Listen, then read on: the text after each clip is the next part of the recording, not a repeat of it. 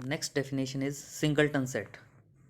Singleton से ही clear होता है कि जिसमें सिंगल एलिमेंट हो, वन एलिमेंट हो। तो डेफिनेशन में हम क्या कहते हैं, a set consisting of only one element is called a singleton set. मतलब एक ऐसा सेट जिसमें केवल एक एलिमेंट होगा, उस सेट को हम क्या कहेंगे, सिंगलटन सेट। जैसे आप देख रहे हो, फॉर एग्जांपल द सेट करली ब्रैकेट में हमने क्या लिखा है, सिंपल ए। तो इसका मतलब ये क्या है, singleton set in which the only element is A. केवल एक ही एलिमेंट है इसमें, तो इसको हम सिंगलटन सेट कहेंगे। फॉर एग्जाम्पल नेक्स्ट है हमारे पास set A is equal to X such that 11 is less than x is less than 13 and X is belongs to N. तो यहाँ से क्लियर है, ये जो रिप्रेजेंटेशन है ये हमारी क्या है, set builder form. Two representation हमने रीड की थी, पहले जो लिखा हुआ है वो किस में लिखा हुआ है, सेट बिल्डर फॉर्म में। X such that 11 is less than x is less than 13 and x belongs to n. मतलब प्रॉपर्टीज़ यूज़ की हुई हैं इसमें। तो ये हमारा किस फॉर्म में है, सेट बिल्डर फॉर्म में। और इजिकल टू यहाँ क्या लिखा हुआ है, 12। नेक्स्ट राइट हैंड साइड में आप देख रहे हो ये क्या है, टेबुलर फॉर्म। टेबुलर फॉर्म में क्या कहते हैं, सभी एलिमेंट्स को हम लिखते हैं।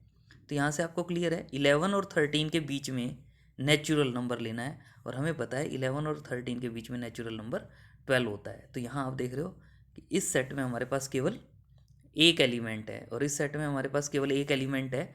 तो इस सेट को हम क्या कहेंगे, singleton set.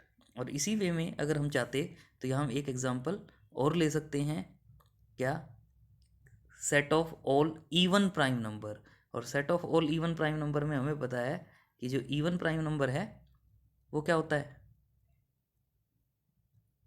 Even prime number. Even prime number क्या होता है हमारे पास, 2।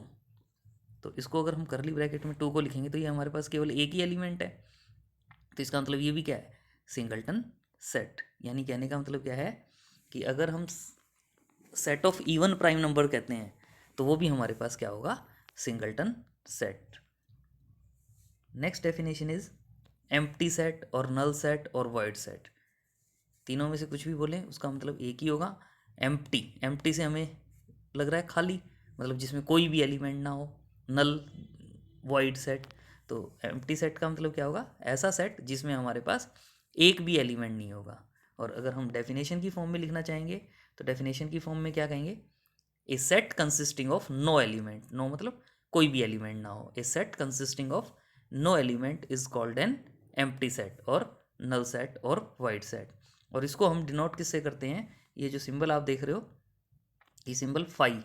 फाई मतलब ऐसे एक सर्कल और ये लाइन हमने ड्रॉ कर दी, तो इसको हम बोलते हैं फाई, PHI, फाई। इसको हम क्या बोलते हैं, फाई। या हम सिंपल करली ब्रैकेट लिख देते हैं, उसमें हम कुछ ही नहीं डालते। जैसे जो आप देख रहे हो, सिंपल करली ब्रैकेट, मतलब हमने केवल करली ब्रैकेट्स यूज़ की, इसके बीच में हमने यहाँ कुछ नहीं लिखा हुआ है, ब्लैंक है। तो इसका मतलब इस सेट के अंदर कोई भी एलिमेंट नहीं है। तो उसको हम क्या कहते हैं, नल सेट या एम्प्टी सेट और वाइड सेट। यानी ऐसा सेट जिसमें एक भी एलिमेंट नहीं होगा उसको हम क्या कहेंगे, empty set. For example set of all odd integers greater than 7 and less than 9। मतलब ऐसा ऑड नंबर, इंटीजर जो 7 से ग्रेटर हो और 9 से लेस हो। तो हमें पता है ऐसा कोई नंबर हो ही नहीं सकता ऑड नंबर। 7 और 9 के बीच में 8 तो लाई करता है, लेकिन वो 8 क्या है, इवन नंबर। ऑड नंबर्स क्या होते हैं, जिनको हम 2 से डिवाइड करते हैं और रिमाइंडर 1 आता है, तो उन नंबर को हम क्या कहते हैं, ऑड नंबर। तो वो क्या कहलाते हैं,